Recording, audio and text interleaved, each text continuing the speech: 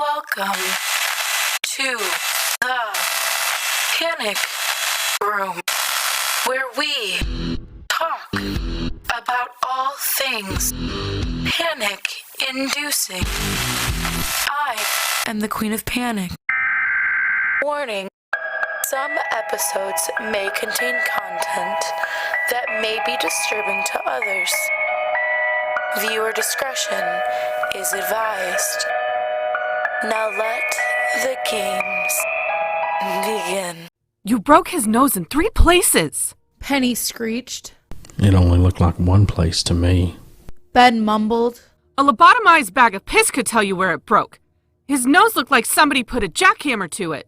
What does lobotomized even mean? He demanded. Oh, never mind. She grumped. After the bus driver had pulled Ben away, he patched the kid up and made them sit separately in the front 2 seats after bandaging the other kid's nose with a first aid kit until they reached the school. The whole bus was furious with Ben for making them late to go home. When they got there, Ben and the older child were taken to the front office, where the other kid was taken to the nurse and Ben was taken to the principal's office. Both of Ben's parents already there, and the other's mother also present. Somehow, Ben had been let off with a 2-week bus suspension and a complimentary 2 weeks of in-school suspension. They were on the way back home now, with the winter night looming above. Trees blitzed past on either side. They were taking an ill-lit back road. Look! Dave shot forcefully from the passenger seat. You better damn well hope his parents don't press charges, or your little ass is fucking grass, you hear me? You fucked him up pretty bad, kid. But he was being an asshole. At this, Dave reached around the seat and smacked him in the face. Watch your goddamn mouth! But he was. Ben protested. I don't care! He roared. You don't swear! But you just... He's an adult, Ben. Penny yelled. You're only a kid.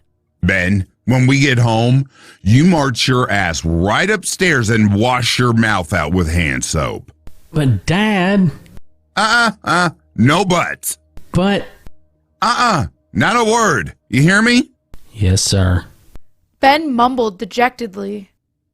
And come back downstairs after you've got the soap. He added. I am not about to sit up there for half an hour. Half an hour? Ben whined. Make it an hour. He said sternly. But Dad... Does it need to be 2 hours? No, sir. Good. He sighed and relaxed in his seat. Do you really think an hour's necessary? I mean, it seems a little... His mother whispered. Absolutely. Ben's father said with relish, patting her knee and giving her a reassuring smile. Boy's got to learn somehow, right? He gave a wink and scoffed at Ben. Hey, honey, how about some pizza? What about Ben? She asked curtly. There should be some bologna in the freezer. Might have some freezer burn, but it'll be all right. Fine. She sighed.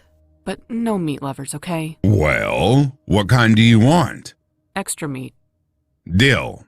Oh, and a sport? He addressed Ben, looking at him through the rearview mirror. Yes, Dad. Don't swallow the soap. It'll give you mud butt. What's that? Diarrhea? Oh. They eventually made it home, and Ben did as he's been told. He went straight upstairs to the bathroom, filled his mouth with gingerbread-scented hand soap, kept himself from throwing up, and went downstairs. It wasn't easy for Ben to endure them gloating over the pizza they were waiting on, but he figured that's what he got for losing his temper, even if his parents did piss him off. After an excruciating hour, he was finally allowed to spit out the soap into the sink. Rinse your mouth out with water a few times. Dave called from the living room. That should do the trick. Hey, where'd you say the bologna was again? He asked, leaning over the sink, spitting out the last remnants of the soap. It's in the freezer next to the fish. Dave answered through a mouthful of pizza. Can I put it in the microwave? No. But it's frozen. Thaw it under your armpit. Apparently, Penny found this hilarious because Ben heard her series of short, girlish giggles. I'm okay. Damn.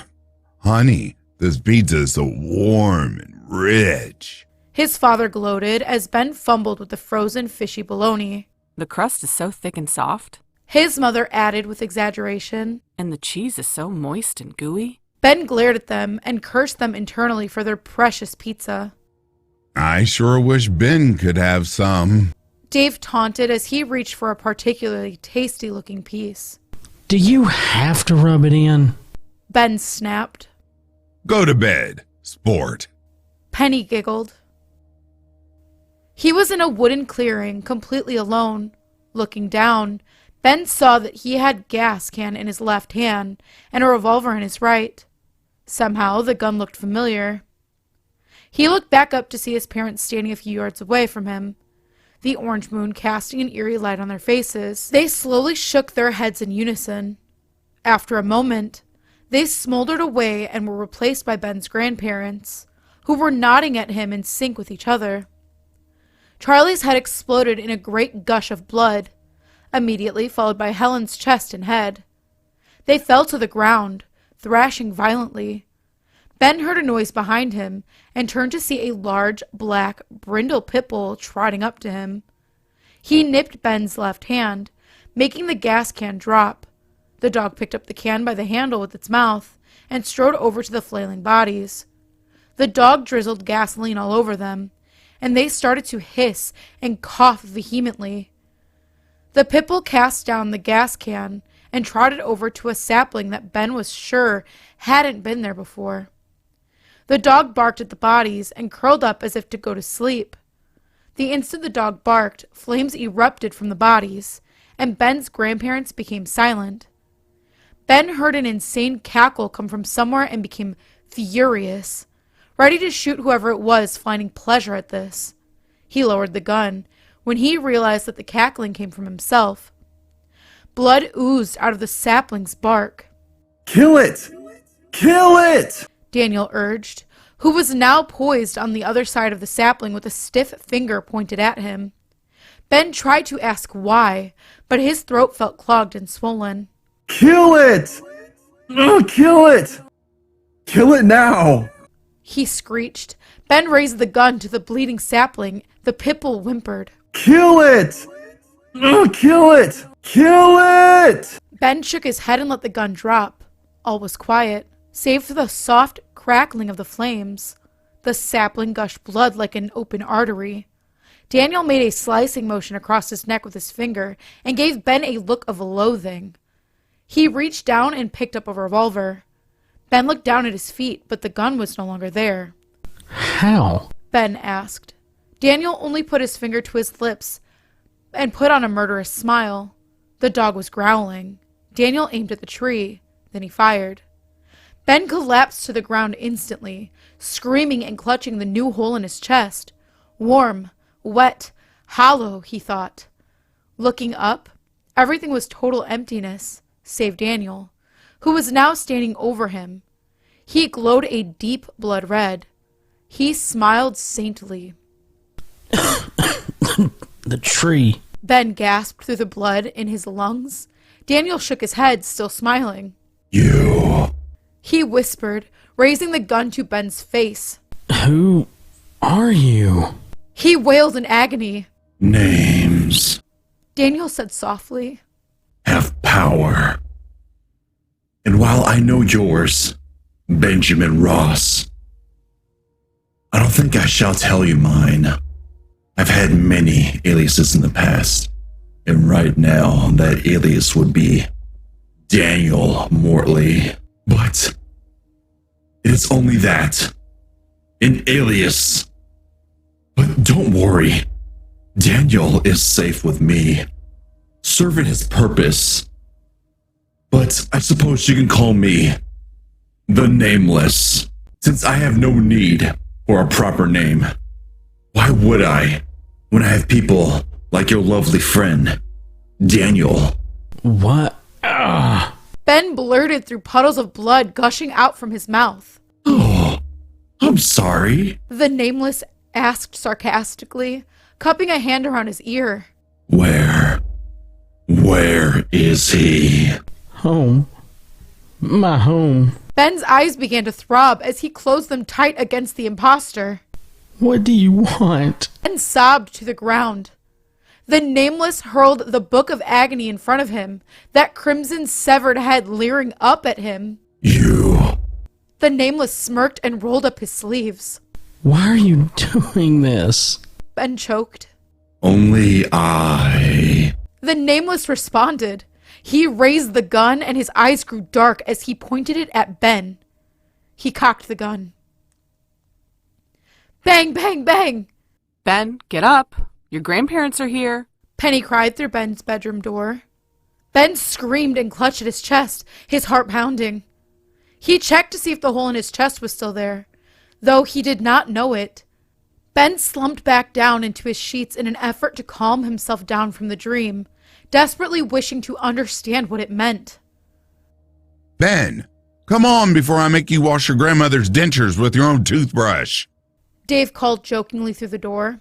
Grody. Ben mumbled to himself as he rolled out onto the floor with a soft thud. Yawning with an awkward stretch that made him dizzy, he shuffled over to his closet and yanked it open. Thwump. Ah, shit. Ben cried as something came crashing onto his head. What was that? Dave called in a dangerous tone. Tits. He answered stupidly. What? Mitts. I found my mittens. That's what I thought. Cursing and massaging the top of his head, Ben reached down to pick up what had fallen from the top shelf. But what he saw made his muscles freeze into place. It was the Book of Agony. Only, Ben had been trying to find it ever since he sat it down and read it. He'd even scoured his closet to the point of taking everything out systematically just to put it all back. And yet, it felt oddly lighter than he remembered. It was then that he noticed that all the pages had been haphazardly ripped out. He suddenly felt as though eyes were upon him, and though he thought he saw something in his peripheral, nothing was there. Ben didn't want to think about the book anymore, so he threw it under his bed in the same spot he put it the first time. Hi, Benny. His grandma greeted when he came downstairs. How are ya? Good. He lied thickly while receiving a rib-crushing hug. That's always good to hear. Hey, son. Charlie said to Dave. You still got that rake I let you borrow? Yeah, it's out back. He replied, pointing his thumb over his shoulder. Good. I never got around to raking over the fall.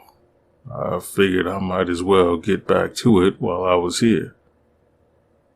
Would have just let you keep it, but money's a little tight at the moment. Is everything all right? Yeah. I just had to get a new car. Engine was totally shot on the old one. Repairs would have cost me more than that damn thing was worth. Penny asked. Dave glanced out the window. Oh, yeah, didn't even notice. What is that, a Toyota? Yep, 1998 Toyota Tacoma, in practically brand new condition. Got it for a real steal. Wow. Dave said as Ben peeped out the living room window as well, intrigued by the red pickup truck. What'd you do with the Fiesta? Dave inquired as he stepped away from the window. Charlie laughed and said, Damn thing was old enough to have a mortgage and 3 kids. Just finally reached its limit. Kicked the old pooper. Dave nodded and gave an empty, Yeah.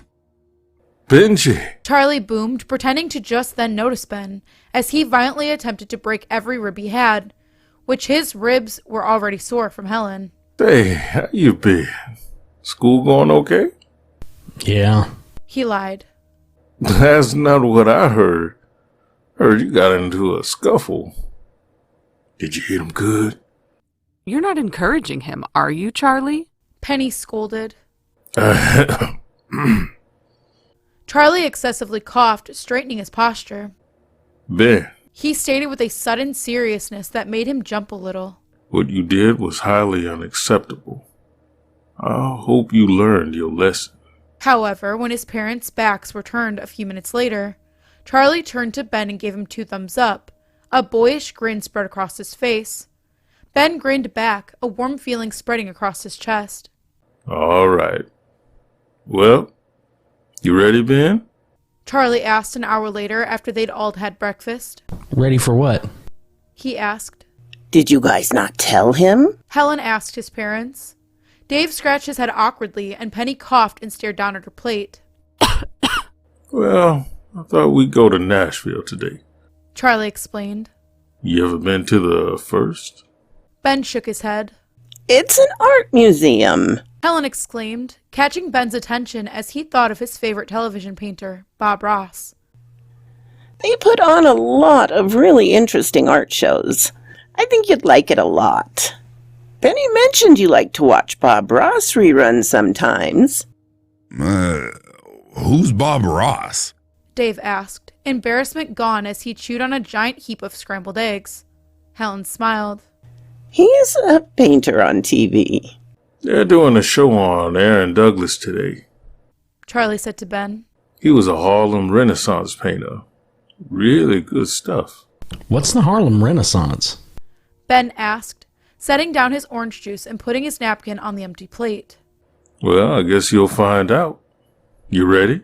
Yes, sir. Ben affirmed. Well, alrighty then. You ready, Helen? Yep. Well, I guess we'll see you later tonight. Charlie said to Dave and Penny. They put on their coats and left, and for once, Ben felt like a kid again. It had been so long since he felt safe to be himself that it felt strange and made him feel a little guilty. The ride there was filled with a kind of light-hearted fun that made him wish he, Jay, and Thomas were less distant. He wished for a bridge to close the gap between the islands that they had all 3 moved to themselves. But he didn't know how to build bridges. Ben enjoyed the art. He didn't know much about paintings besides to use odorless paint thinner and to prime the canvas with white liquid. But the colorful paintings he saw displayed there made him forget momentarily about his recent troubles. Afterwards, they stopped by an Italian restaurant for lunch, and as they were headed back, Ben began to nod off in the hypnotic silence of the interstate and dreamt of Dementors coming to eat his soul in Azkaban. If you would like to submit your stories, please check out the Panic Within subreddit. I go over those stories that are submitted, and I go ahead and I narrate them. I say go over, but I narrate all of them. So if you are interested in something like that, go ahead and take a look in the description, and you'll find the link there. We also have a Discord. You can come and hang out and get spooky with me and other narrators. We post new content, up-and-coming videos, promotions, and we also just hang out and chat, and you can come and hang out with us there. If you're interested in that, link is also in the description below. And last but not least, if you are interested in doing a collab with the King of Panic or myself, you can absolutely reach out. If you're another creator, you can do one on our channel, we can do one with you. We are completely open for collab as of right now. Looking for new stuff to do and very excited for anybody who reaches out. The best way to do that is through Twitter or Discord. I do check Instagram and I will get back. It just might take a little longer because I'm super bad at that, but I've been trying to be better. So if you do reach out there, even if it takes a couple days, I'll be there. But like I said, we're excited. So please definitely reach out and we're looking forward to it. And as always, thank you for visiting the Panic Room. You have successfully made it to the next portion of your tour. Please stay tuned for your next prompt. Click the like button and subscribe to receive notifications for when the next portion of your tour is ready to join. Thank you for watching. Don't let the panic drown you.